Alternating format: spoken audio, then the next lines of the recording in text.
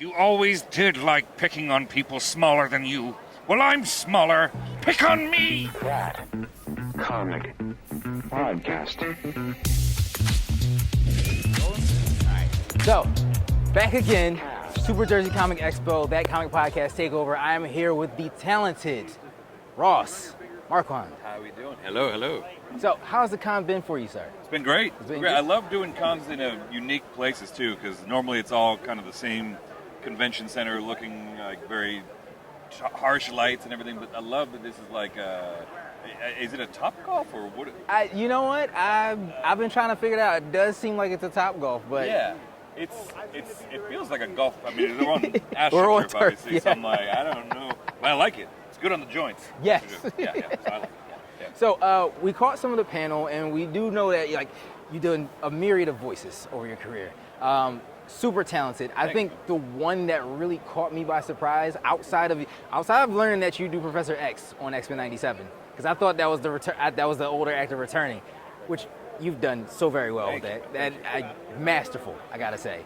But the one that caught me by surprise the most was the Red Skull. Oh, cool. Yeah, That's because cool. I know that to be Hugo Weaving, but then when he shows up again, I'm like, I can't tell if this isn't. And then when I see him, I'm like, whoa, this guy's incredible. Thank you. Let me ask, how did that come about?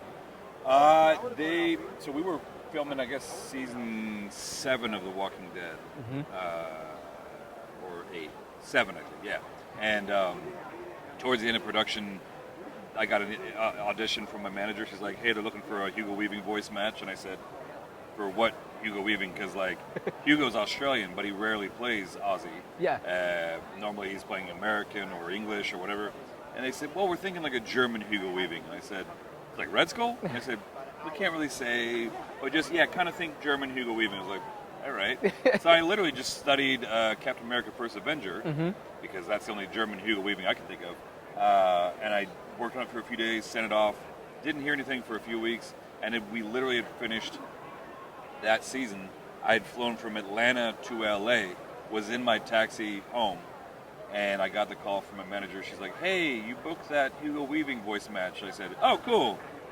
What is that for?" And she said, "I have no idea, but you're still in Atlanta, right?" I'm like, "No, I just got to LA like literally half an hour ago." She's like, "Oh, Ross, Wow. They're recording tomorrow morning at 8 a.m., so you got to go right back there." Wow. So I asked the taxi driver to drive me right back to the airport, booked the next flight out. It was a red eye. I was studying the script on the entire plane ride over, and then I get there, hadn't slept at all, and that's when we did back-to-back Infinity War and Endgame. Wow. It was crazy. Now, was that role itself kind of like life-changing for you? Was that like one of the biggest?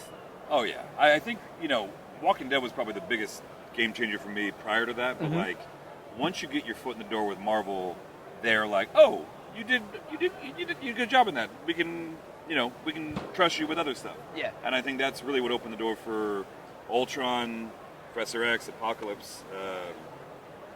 It's been amazing. Like I really didn't think I'd get to do any of this, let alone one. So it's pretty cool. Wow. So you explained that you like studied up on Hugo Weaving's voice from the first Captain America. Yeah. Is that like your method when you're trying to create a character voice or match tone? Yeah, because the nice thing is when it's just a voice match, you just have to literally match it as best you can. But when I got to the set, I was thinking it was going to be a straight voice match to what he did in the first Avenger. And the Russo brothers very quickly stopped me, and they're like, ooh, we're not doing the high-pitched, nasally Red Skull, where it's like Eastern German-ish, where it's like very clipped the way he spoke. Said, "I have seen the future, Captain. There are no flags." It's not that, because that's a very high pitched up. With this, they said we want him to be broken. He's 80 years in the future. He's kind of a ghost now. He can fly.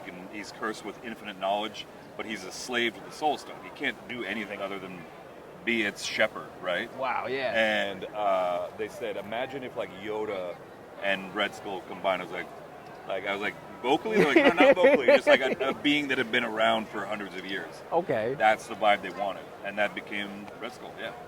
Wow. For that version, I should say. Yeah. Okay. Now, how much of that like do you like personally influence? Like when you get the idea, you're like, I might want them to sound like this a little bit. I think, well, because I was going in blind for that one, so I really didn't have much say. But once, I think it was Joe or Anthony who told me that. I can't remember, but because I was just blown away by the whole process and being there. I was like, whoa, I'm in the mocap suit and I'm meeting everybody for the first time, and I'm just kind of going bleary-eyed because I can't believe that I'm working on these movies. But once they told me that, I kind of went to the bathroom and like just kind of practiced in a room by myself and just went over it a few times. And I came out and I was like, is this kind of what you had in mind? And luckily it was. And they tweaked it a little bit, but they were like, yep, great. And then we recorded it in one day, both movies back to back. Wow. Crazy. Yeah, that is crazy. Yeah. So then now I want to ask, like, what has fan reception been like since then? Since being X-Men 97, since doing Avengers Endgame and so on? Like, how's that been for you? It's been amazing. I mean, like, I never thought I'd be able to work in my favorite universe, which is Marvel. Yeah. That was this was my childhood. The first one. It's the Same, reason, man. yeah. Same. It's the reason why I became an actor of this show. Really? 100%. Like, I was so blown away by the first animated series in the 90s. That and Batman, the animated series, ironically. Yes. But I was like, I want to do that. Cool. And that's literally why I decided to pursue it. That show right there. Good. You can bleep that, yeah. Sure. That show is so important to me, and never thought I'd get a chance to work in the new version. Like, it was, best thing that ever happened to me. So that's amazing. And one thing you said at the panel really stood out to me, and I said it to Larry as well, when you said, let the nerds take over and handle it. 100%. That's how you get what you love. Yeah. And, dude. And Larry's a nerd. He's a nerd. Yeah. And it's better that way. You can tell that they got more understanding of the characters and the storylines. Mm-hmm. Everything is better when the nerds take over, I think. No, I agree, because that gives fans like me, you yourself, like when you see it at its complete form, you appreciate it. It's like, yeah, I know that storyline. Yep. That character looks just how he looked here. Yeah. This is everything I wanted. Yep. Like just in a brand new medium. Yeah. And it's so wonderful. Thank you. So,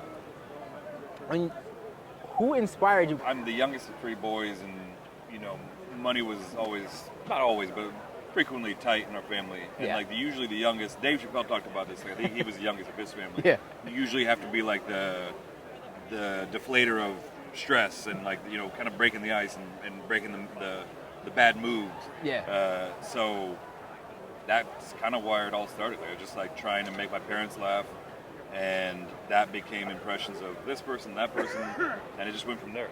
Wow. That's literally why it started, yeah. Wow, and any other influences on that as well? Oh yeah, I mean, like Rich Little was one of my favorite impressionists. Dana Carvey, Phil Hartman. Yeah. I mean, Phil Hartman especially. Like, he was one of those impressionists that I really tried to be more like, because there's a great speech that he's giving to the United Nations. Oh, dude, if you know that was probably one of the best moments I think in the series. What does he say? Do you be like,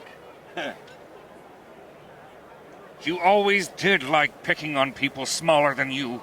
Well, I'm smaller. Pick on me. Nice. Yeah. To Sabretooth, yeah. Yes. Yeah, so Ross, thank you for your time, sir. Thank you very much. Before we go, can we get a shout out to Super Jersey Comic Expo and let the fans know where to find you? Thank you to everyone at Super Jersey Expo for having us. It's been amazing. I love seeing my X-Men cast here. It's always a good time. And you can find me at my name. It's just at my name. .com. No, I don't have a .com. I don't know why it's just my name at Ross Marquand. That's my name. Thanks, sir. That's that. That's that, huh?